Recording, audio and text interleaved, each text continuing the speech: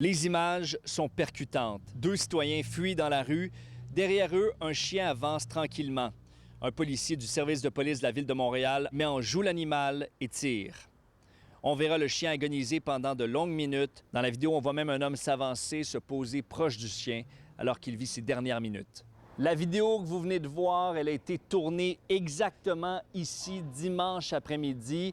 Ce sont des images qui font énormément réagir sur les réseaux sociaux.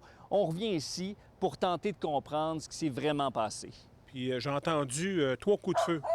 Au début, je pensais que c'était du tonnerre, mais quand j'ai entendu le deuxième puis le troisième, j'ai dit le chien vient de se faire tirer. Il se poussait souvent, là, puis il n'est pas contrôlable. Quand il est en liberté, là, il est vraiment pas contrôlable. Son maître n'était même pas capable de le pogner. C'est un chien que vous décririez quand même, qui était quand même un peu agressif. Oui, il était agressif, là, malheureusement.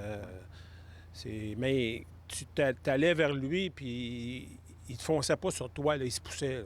Certains citoyens croient que le policier a pris une mauvaise décision en tuant l'animal et aurait dû miser sur d'autres méthodes de contrôle, par exemple du poivre de Cayenne. Le SPVM se défend et affirme avoir reçu plusieurs appels au 911 pour un chien dangereux. La police affirme que ses agents ont rapidement constaté que le chien représentait une menace grave et immédiate pour la sécurité du public et qu'ils ont dû faire feu. Friendly, if I can say anything, he's just coming by. My customers were getting ice. He was just sniffing around and kept on walking.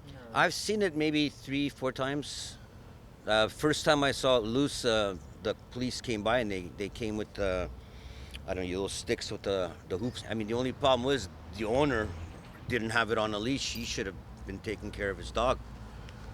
He should have been taking. Ultimately, it's the owner's fault, I think. L'avocate Anne-France Goldwater, célèbre pour son implication pour la cause animalière, dénonce l'action des policiers. Il branlait la queue.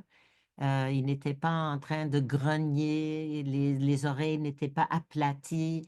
Il approchait le policier, mais pas, d'une manière très chancelante, très relaxe, très décontractée.